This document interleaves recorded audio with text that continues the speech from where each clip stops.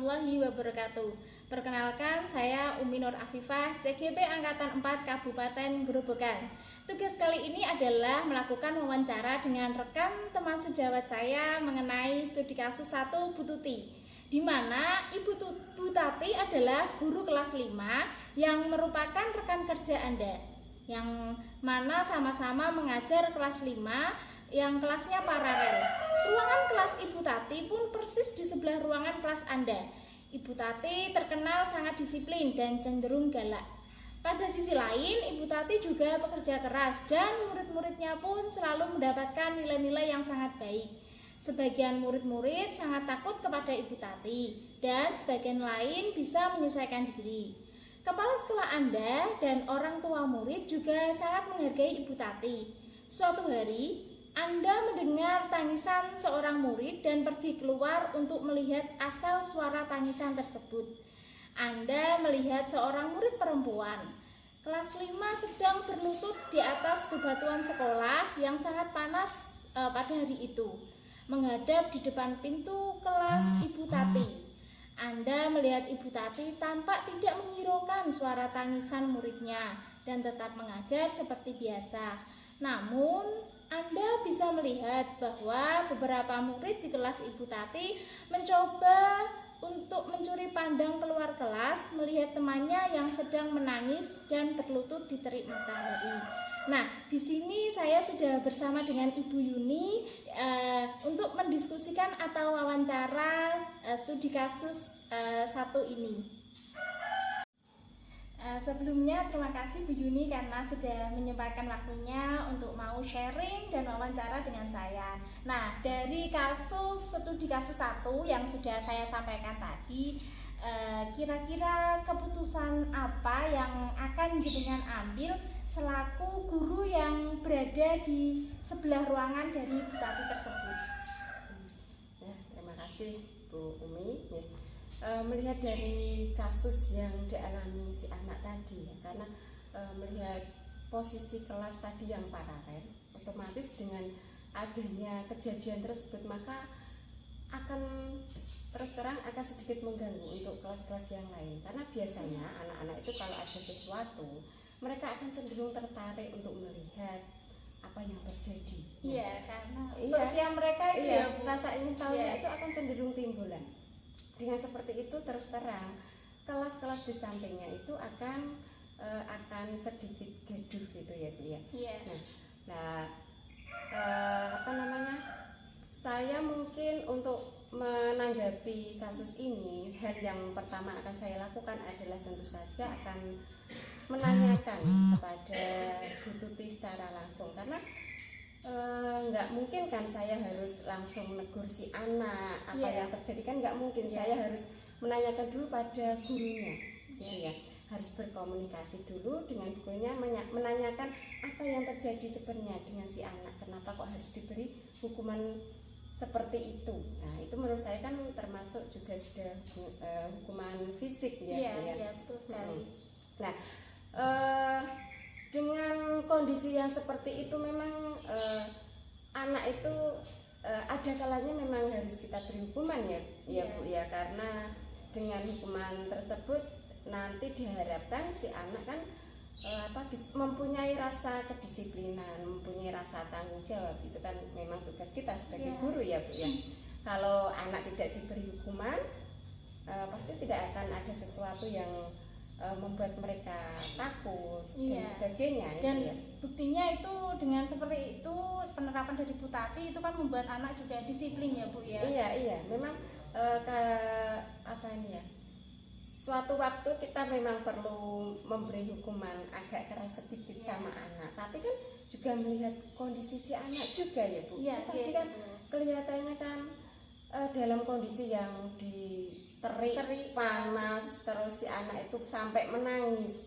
Itu kan ya menurut saya itu ya kasihan. Kalau sampai menangis itu kan berarti dia sudah tidak tahan, atau mungkin dia punya rasa malu ya. Ini kan berarti sudah menyangkut secara emosional, secara fisik. Kita juga harus memperhatikan kondisi anak. Kalau sampai itu mengakibatkan nanti seterusnya bisa anak menjadi sakit, Iya. kan tidak baik nanti. Atau itu bisa menjadi trauma ya Bu? Iya, iya, Untuk iya. anaknya. Karena setiap anak itu punya rasa emosional dan psikis yang berbeda-beda. Mereka kadang ada yang bisa tahan mendapat hukuman seperti itu, ada yang tidak. Tapi kalau efeknya nanti membuat anak trauma kan nggak baik gitu. Iya.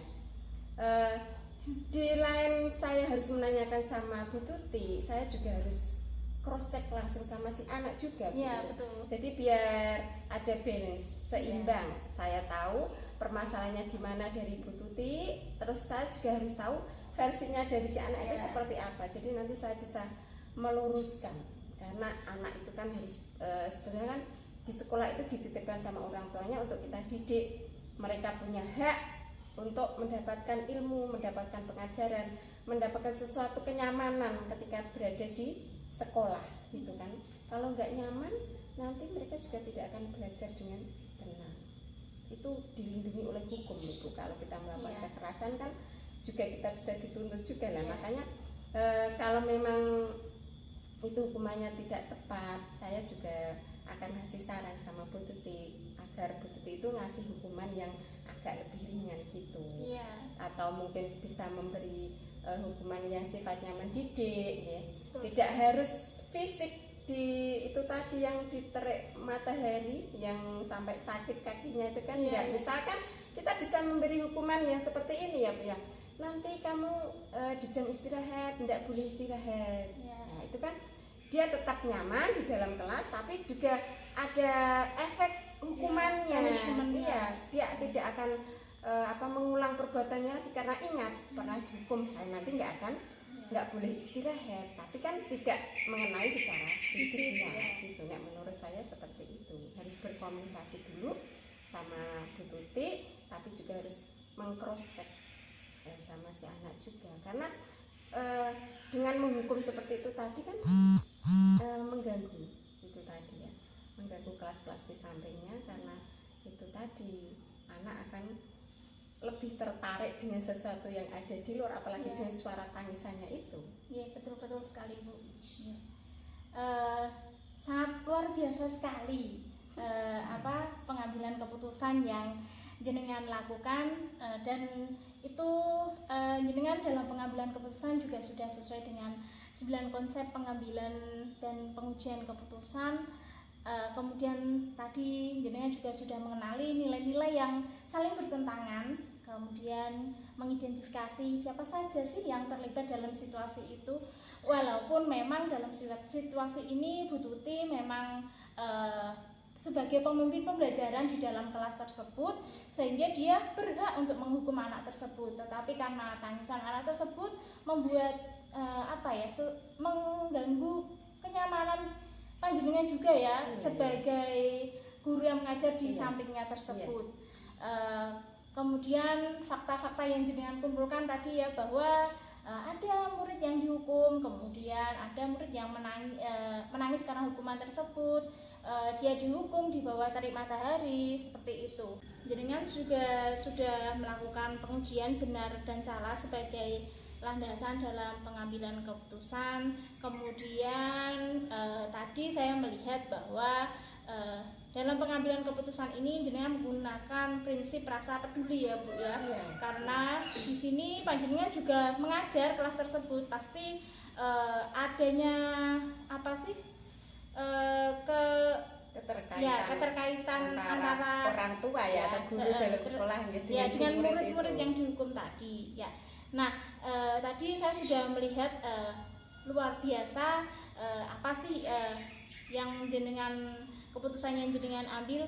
Di sini kalau saya sendiri dihadapkan dengan situasi tersebut, tentunya saya juga akan melakukan hal sama dengan apa yang jenengan lakukan tadi, karena hal tersebut tadi sudah berdasarkan 9 konsep pengambilan keputusan, kemudian juga sudah melakukan pengujian keputusan tersebut berdasarkan prinsip rasa peduli atau kasihan terhadap murid tersebut. Karena memang tidak bisa dipungkiri, kita seorang guru, tugas kita adalah menuntun anak sesuai kodratnya.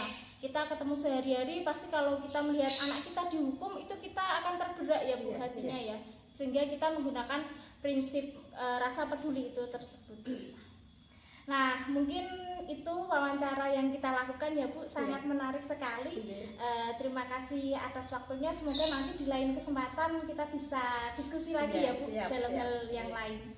Nah, demikian wawancara atau sharing yang saya lakukan dengan rekan sejawat saya Bu Yuni dalam kasus ini, yaitu kasus Bu Tati. Semoga bermanfaat. Salam bahagia, salam guru penggerak. Wassalamualaikum warahmatullahi wabarakatuh.